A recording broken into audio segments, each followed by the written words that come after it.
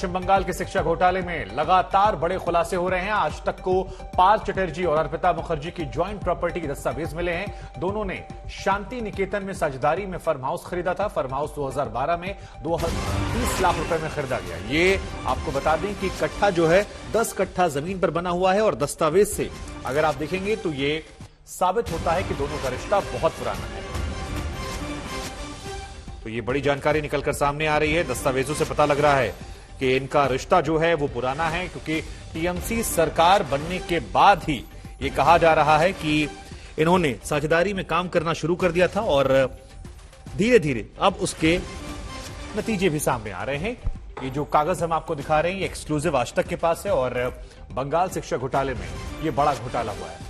इसी खबर पर हमारे साथ हमारे संवाददाता सूर्याग्नि जुड़ रहे हैं। सूर्याग्नि, पार्थ चटर्जी और अर्पिता ने साथ में फार्म हाउस खरीदा और ये कागज कहते हैं कि सरकार बनने के बाद ही ये साझेदारी शुरू हो गई भ्रष्टाचार को लेकर, काली कमाई को लेकर।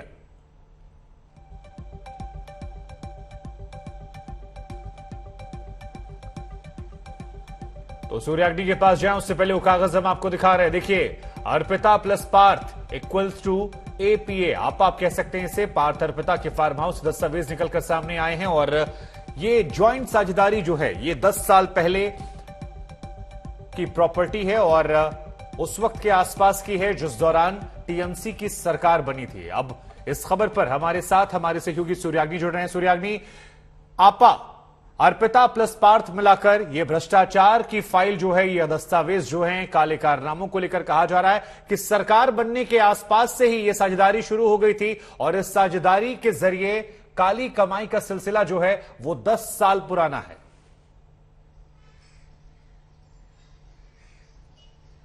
देखिए, बिल्कुल जो आप कह रहे हैं कि 2011 में सरकार बनती है तृणमूल का, और दस्तावेज जो कह रहे हैं ये हम नहीं कह रहे, ये एफिडेविट कह रहा है जिसपे ये मकान खरीदा गया है शांति निकेतन में, वो 2012 का है। तो ये साफ तरीके से बयां करता है कि कैसे 2012 के आसपास से ही पार्थ चैटर्जी और जो तब भी कॉमर्स मिनिस्टर थे तृणमूल के फर्स्ट टर्म में, और अर्पिता मुखर्जी दोनों के संबंध थे।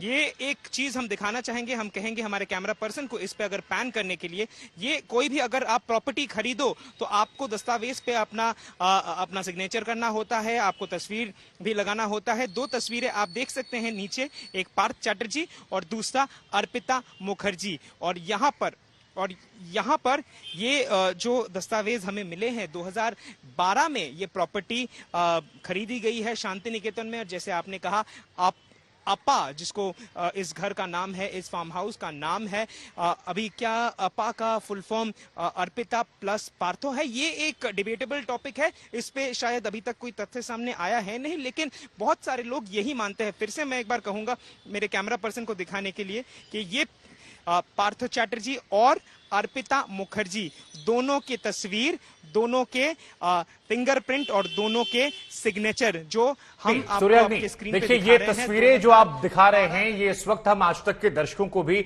ये स्टैम्प दिखा रहे हैं। आप बने रहिए हमारे साथ, एक बार ये स्टैम्प दिखा रहे। देखिए, यही वो स्टैम्प है जो हमारे सहयोगी सूर्याग्नि दिखा रहे थे। और इस अगर स्टैम्प को आप देखेंगे तो यहां पर पार्थ चटर्जी, देखिए ये नाम जो है ये पार्थ चटर्जी का नजर आता है और इसके ठीक नीचे अर्पिता मुखर्जी, यानी ये 2 नाम जो हैं ये यहां सामने नजर आ रहे हैं। 2012 में इन दोनों ने मिलकर फार्म हाउस खरीदा था। इस फार्म हाउस का नाम आपा था, यानी अर्पिता प्लस पार्थ। अब सूर्याग्नि में आपके पास वापस आ रहा हूं, ये स्टैंप हमने आपको दिखा दिया। अब जरा ये सवाल का जवाब एक बार फिर से आप दर्शकों को समझाइए।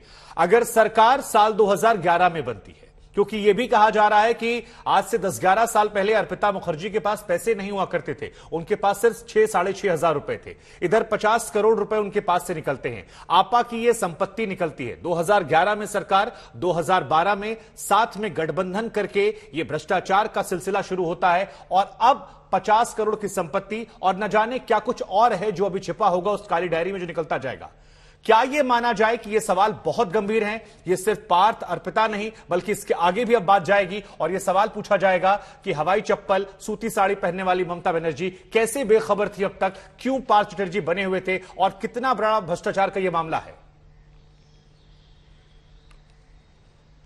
देखिए, ममता बनर्जी का जो दावा पहले दिन से रहा है कि अगर अगर कार्रवाई में सामने उभर कर आता है कि पार्थ चैटर्जी इसमें शामिल है तो वो एक सेकंड भी उनको बैक नहीं करेगी। ये डे 1 से ममता बनर्जी का स्टैंड था, लेकिन हमने देखा कि बीच में कैसे इस मामले के एक हफ्ते के भीतर ही 2 दिन पहले ही पार्थ चैटर्जी को हटाया गया, उनके मंत्री पद से हटाया गया और उनको अपने दल के जो महासचिव पद था उनका वहीं से भी हटाया गया। एक बहुत इंटरेस्टिंग फैक्टर है शुभंकर, एक चीज आप समझिए, हर एक पार्टी में एक डिसिप्लिनरी कमेटी होता है जो पार्टी में अगर कोई कुछ गलत काम करे, कोई करप्ट एक्टिविटी कुछ किसी को पता चले, disciplinary action, disciplinary code of conduct जो होता है हर पॉलिटिकल पार्टी में होता है। तृणमूल में भी था और तृणमूल के इस डिसिप्लिनरी कमेटी के जो अध्यक्ष थे, जो चेयरपर्सन थे, वो पार्थ चैटर्जी थे।